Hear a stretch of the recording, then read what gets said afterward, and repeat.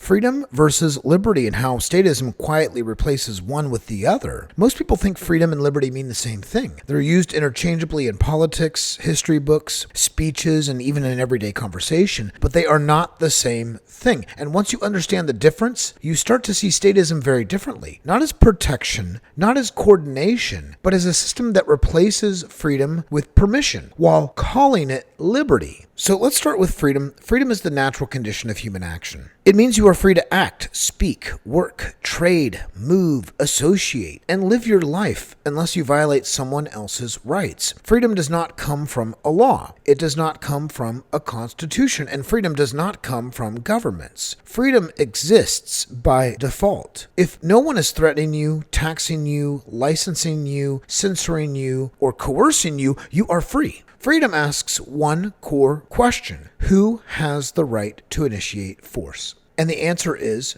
no one. Force is only justified defensively. That principle alone defines freedom. Now, let's talk about liberty. Liberty is not freedom itself. Liberty is freedom as defined and administered by the state. It is freedom that has been defined, limited, managed, and enforced by authority. Liberty exists on paper. Liberty exists in law, and liberty exists within boundaries drawn by institutions. Liberty asks a very different question. What am I allowed to do? And notice what the question assumes. It assumes someone else has authority over your actions. And this is why people confuse freedom and liberty. Most people are born into statist systems. They never experienced freedom as a baseline. So liberty becomes their reference point. They're taught phrases like freedom of speech, freedom of religion, freedom of assembly. But these are not taught as inherent freedoms. They're taught as rights granted and protected by government. And that framing is critical because once freedom is treated as something granted, it stops being freedom. It becomes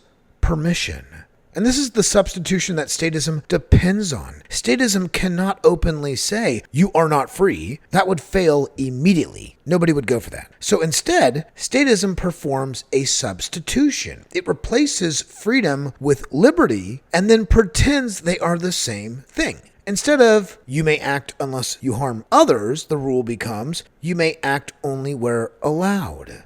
Instead of, force must be justified, the rule becomes, behavior must be justified. And this is the turning point. So let's look at rights under freedom versus rights under statism. Because under freedom, rights are limits on force. They exist to say, you may not aggress against others. You may not control peaceful people. You may not interfere without cause. Under statism, rights become managed allowances. Speech is allowed, but regulated.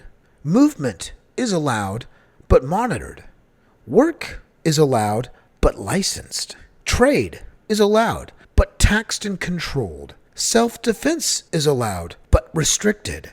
The right still exists in name, but not in substance. And licensing is the clearest example of this. So under freedom, you may act unless you violate someone else's rights. But under statism, you may not act until permission is granted. Once permission becomes the default requirement, freedom is already gone. From that point on, every debate is framed incorrectly. The question is no longer, is this coercion justified? The question becomes, should permission be expanded or restricted? This is how statism narrows the conversation. So let's look at why statism prefers liberty over freedom. Freedom limits power.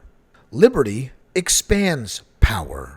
If freedom is the standard, authority must justify every use of force. But if liberty is the standard, individuals must justify their behavior. That reversal is everything. It allows control to be sold as protection. Taxes become contributions. Surveillance becomes safety.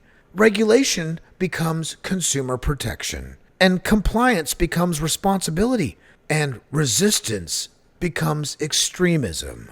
So this brings us to the illusion of expanding liberty. Statist systems often claim to actually expand liberty, but what they really expand is the menu of permissions, not freedom. You may do this now, but only under these rules, and only if approved, and only until revoked. People feel freer in specific areas while overall autonomy and freedom shrinks. This is how statism grows without appearing to. And this is why freedom on paper is different from freedom in reality. You can have liberties on paper and still lack freedom in practice. If speech is legal but punished socially or financially, you are not free. If work is allowed but gated behind licenses, you are not free. And if movement is legal but conditional, you are not free. Freedom is not measured by how many permissions exist. It is measured by how little coercion exists. And this brings us to the historical pattern. Every expanding state follows the same pattern. Freedoms exist first,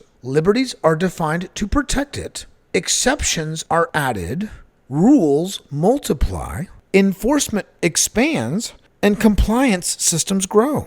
Eventually, freedom exists only as a word, while liberty becomes a narrow corridor of approved behavior. This is not a leadership problem. It is a structural problem. And unfortunately, good intentions cannot fix it. People often say, well, the problem isn't government, it's just too much government. But once freedom is replaced with permission, the system is no longer designed to protect liberty. It is designed to manage behavior. Better leaders do not change that. Better rules do not change that. And better intentions do not change that. Power still concentrates. Rules still multiply. Permissions still shrink. And this all has a psychological cost. Statism trains people to think like subjects instead of owners of their own lives. People stop asking, do I have the right to do this? And start asking, am I allowed to do this? And that shift is deeper than any law. Once internalized, control no longer needs force. And there are quiet consequences to this as well. The cost of replacing freedom with liberty is not just economic, it is moral and psychological. People become cautious, creative risks decline, innovation slows, and dissent weakens. Not because people are incapable, but because permission structures punish deviation. Freedom tolerates experimentation. Status liberty tolerates compliance. So let's bring it all together. Freedom and liberty are not the same thing. Freedom is inherent, but liberty is conditional. Freedom limits power, but liberty manages behavior. Freedom asks who may use force, but liberty asks who may act. Statism survives by convincing people these are identical, but they are not. If freedom must be granted, it is not freedom. If liberty can be revoked, it was never secure. And any system that replaces freedom with permission is not preserving liberty. It is managing obedience.